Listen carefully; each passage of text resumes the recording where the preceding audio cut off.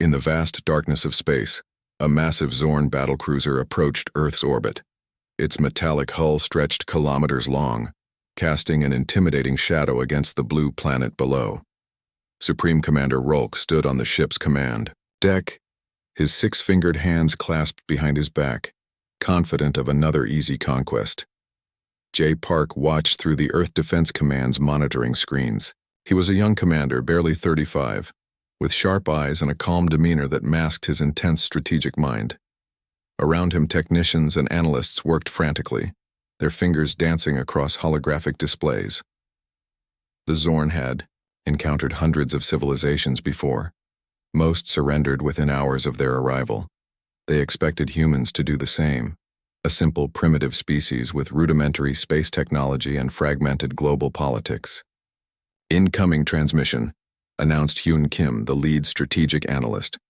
Her voice was steady, but her hands trembled slightly. The alien communication crackled to life. Supreme Commander Rolk's metallic voice echoed through the command center. Inhabitants of Earth, your civilization is now under Zorn Imperium protection. Surrender your planetary resources and submit to our governance. J. Park smiled. A small, calculated smile that would have unnerved the Zorn commander had he been able to see it. Prepare quantum disruption protocols, Park commanded. The first wave of defense was unexpected. Experimental quantum disruption missiles launched from hidden orbital platforms. Their trajectories calculated by advanced AI systems developed in secret global research facilities. The Zorn battlecruiser's advanced defensive systems began to malfunction. Energy shields flickered, communication networks collapsed, and critical navigation systems went offline. What should have been a simple planetary takeover turned into a technological nightmare. Supreme Commander Rolk watched in disbelief as multiple ship systems began to fail. Their most advanced technologies were being systematically neutralized by a species they had considered inferior. Impossible, Rolk shouted, his translator rendering the words in perfect English. Aboard the Earth Defense Command Center, J. Park and his team worked with precision. They had prepared for this moment for years, understanding that their survival depended on unconventional strategies. The quantum missiles weren't designed to destroy. They were designed to confuse, to disrupt, to create chaos in the most sophisticated technological systems. Each missile carried complex algorithmic patterns that could penetrate the most advanced alien defense networks. Within minutes, the massive Zorn battlecruiser was effectively blind and deaf. Its weapon systems were compromised, its communication channels jammed, its navigation completely scrambled. Target locked, Hyun Kim reported. Her voice was now completely calm, the earlier nervousness replaced by professional focus. Smaller, human spacecraft previously hidden in asteroid clusters and lunar bases began to emerge. They weren't massive or particularly advanced by galactic standards, but they were coordinated. Each ship moved with a precision that suggested a collective, almost organic intelligence. The Zorn had expected terrified humans begging for mercy. Instead, they found a coordinated, prepared defense force that seemed to anticipate their every move. Supreme Commander Rolk realized something fundamental had changed. This was not a typical planetary conquest. This was something entirely different. Prepare emergency retreat protocols, he commanded his crew, his previous arrogance replaced by a growing sense of concern. But retreat was no longer a simple option. The human quantum disruption had penetrated too deeply into their systems. The battlecruiser was now more a floating metal coffin than a weapon of conquest. J. Park watched the unfolding scenario with a calm that belied the historical significance of the moment. Humanity had just sent a message to the galaxy. They were not to be underestimated. As the Zorn battlecruiser drifted, partially disabled in Earth's orbital region, a new chapter in human history began. No shots had been fired in the traditional sense, but a battle had been decisively won. The first encounter was over, and it was clear that the Zorn had made a terrible mistake in choosing Earth as their next conquest. The days following the first encounter were intense. Earth transformed from a divided planet to a unified defense mechanism. Global tensions melted away as nations realized their survival depended on collective action. J. Park stood in the underground research facility, watching scientists work on new defense technologies. Computers hummed with complex algorithms, developing strategies that would challenge traditional warfare concepts. Seok Lee, the lead engineer, presented a radical plan. "We can't fight their technology with conventional weapons," he explained. "We need to be unpredictable." The global military began repurposing everyday technologies. Commercial satellite networks became advanced communication platforms. Drone delivery systems were converted into potential weapon delivery mechanisms. Every civilian technology became a potential military asset. In Silicon Valley and research centers across the globe, engineers worked around the clock. They developed AI systems that could predict and counter alien technological patterns. These weren't just defense systems. They were intelligent networks that could learn and adapt faster than any known technological system. The Zorn monitoring stations began noticing strange activities. Human communication networks started behaving in ways that defied their understanding. Traditional invasion strategies became useless against an enemy that refused to follow expected patterns. Hyun Kim's team developed a psychological warfare strategy. They understood that the Zorn relied heavily on technological superiority and predictable opponent behaviors. Humans would do exactly the opposite. One morning, a global communication went out. Every screen, every device displayed a unified message: "We are not afraid." Military training changed overnight. Soldiers were now trained in adaptive thinking, not just traditional combat. They learned to use environment, technology, and unconventional strategies. Every citizen became a potential defender. Space stations that were previously research platforms transformed into defensive strongholds. Lunar bases, once considered scientific outposts, became strategic military installations. Asteroids were mapped and prepared as potential defensive positions. The Zorn, still recovering from their first encounter, watched in confusion. Human activities didn't match any known invasion or defense protocol in their extensive galactic database. Yuna Cho, the communication specialist, developed a breakthrough. She discovered how to send communication signals that could disrupt alien communication networks. These weren't just jamming signals. They were intelligent packets of information designed to create confusion. "We're not fighting their war," Seok Lee often said. "We're creating an entirely new battlefield." Quantum computing centers worked on developing predictive models. They could now anticipate potential alien attack strategies with remarkable accuracy. Each potential scenario was wargamed, analyzed, and a counter-strategy developed. Schools and universities became unexpected training grounds. Students learned advanced technological skills, understanding that their knowledge could be crucial for planetary defense. Programming, engineering, and strategic thinking became mandatory subjects. The global economy shifted. Resources were redirected towards research and defense. Technology companies that could develop adaptive systems received massive funding. Innovation became a matter of planetary survival. Jay Park watched these developments with a sense of pride. Humanity was no longer a collection of competing nations. They had become a single unified organism ready to defend their home. The Zorn monitoring stations continued to observe, growing increasingly frustrated. The humans were not behaving like any species they had encountered before. Their technological adaptability was unprecedented. Small technological breakthroughs happened daily. A team in Japan developed a communication encryption method that could not be decoded.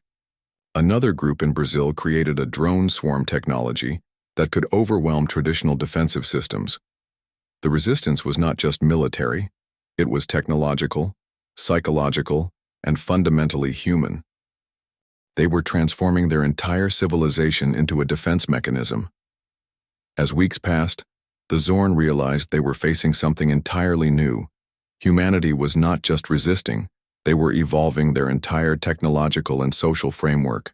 In real time, the second phase of resistance had begun, and the Zorn were beginning to understand that this would not be an easy conquest. The psychological warfare began subtly, like a quiet storm, gathering strength. Yuna Cho sat in the communication center, her fingers dancing across holographic interfaces designing messages that would shake the Zorn Imperium's confidence. Earth's strategy was simple yet brilliant. They would use the Zorn's own communication networks against them. Every broadcast, every intercepted signal became a weapon more powerful than any physical missile.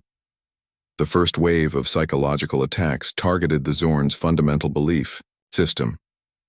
Recorded messages showed human resilience, creativity, and unexpected technological adaptations.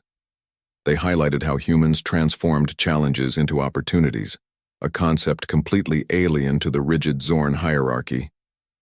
J. Park watched the initial broadcasts with calculated precision. Each message was carefully crafted to create maximum psychological impact. They didn't just want to communicate, they wanted to confuse, to challenge, to destabilize.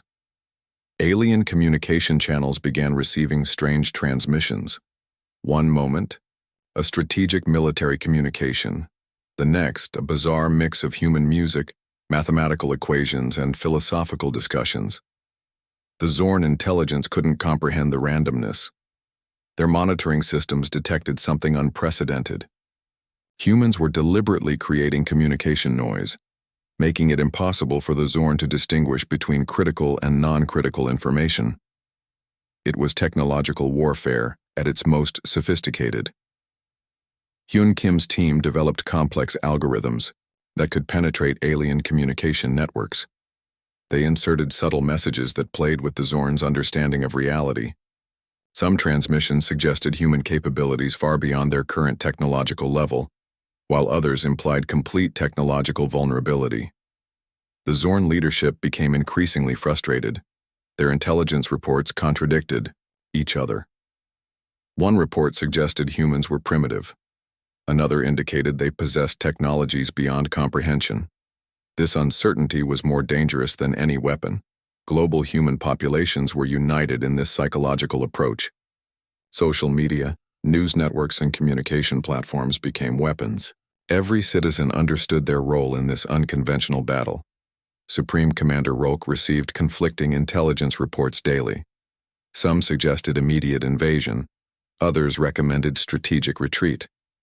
The human ability to create uncertainty was breaking down their traditional decision-making processes. Technological disinformation became a critical strategy. Fake communication signals suggested multiple human defense locations. Holographic projections created illusions of massive, military installations where none existed.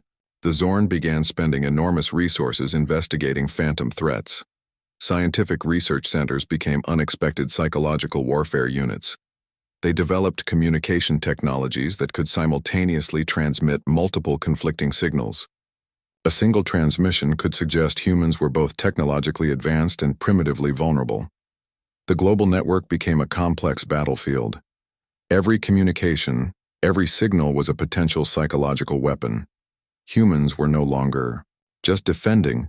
They were actively destabilizing the Zorn's understanding of reality. Space monitoring stations detected something extraordinary.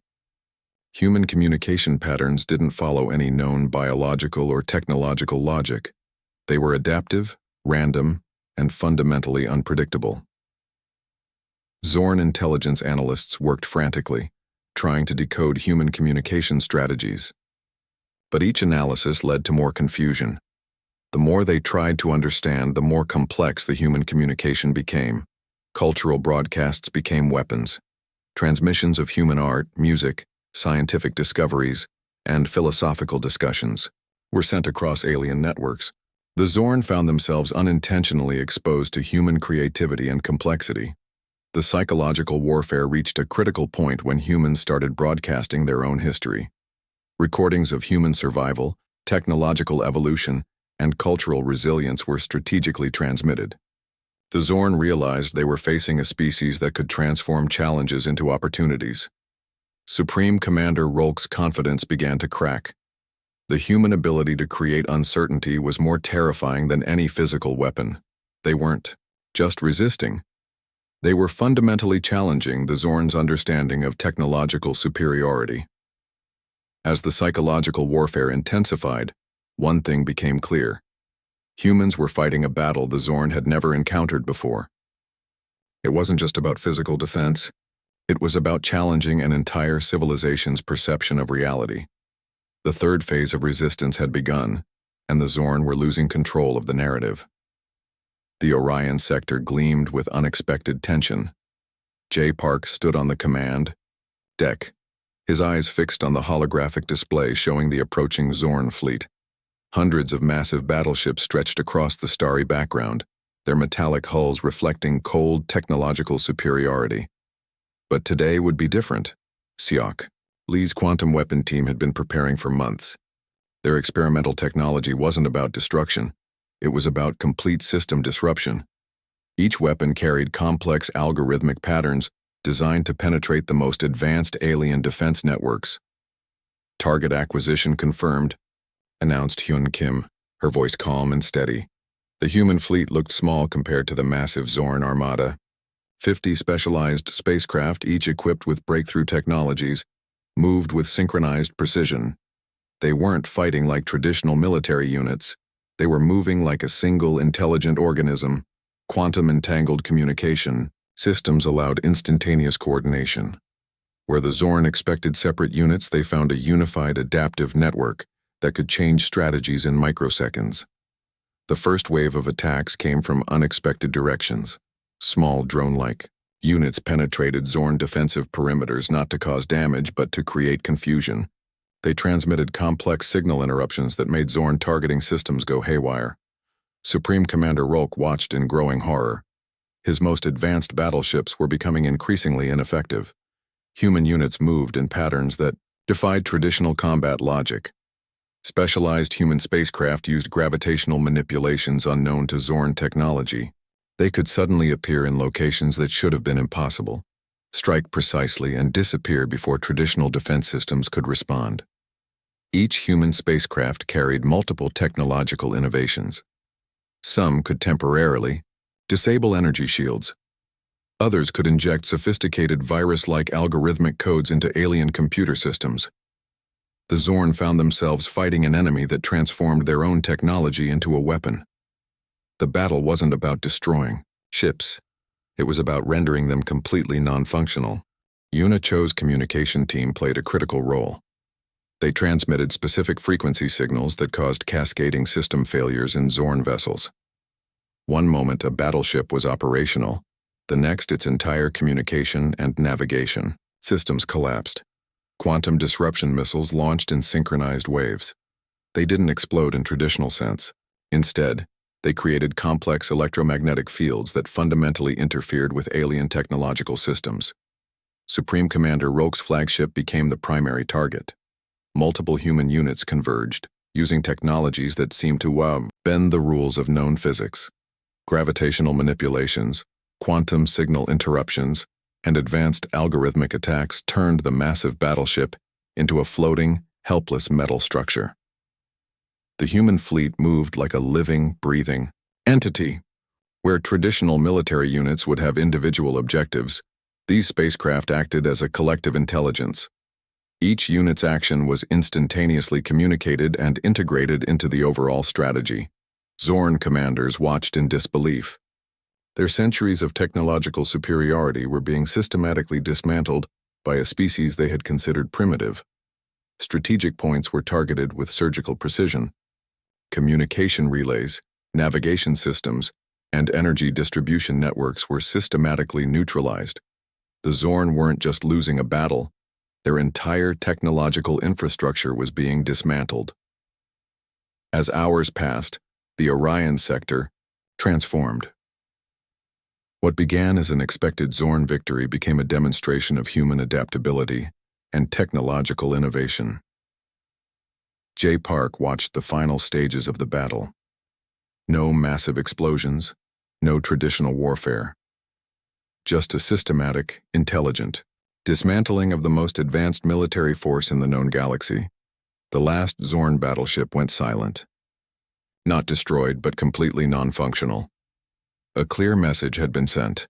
Humanity was not just a surviving species, but a potential new galactic power. The galaxy watched in stunned silence. Humanity had done the impossible.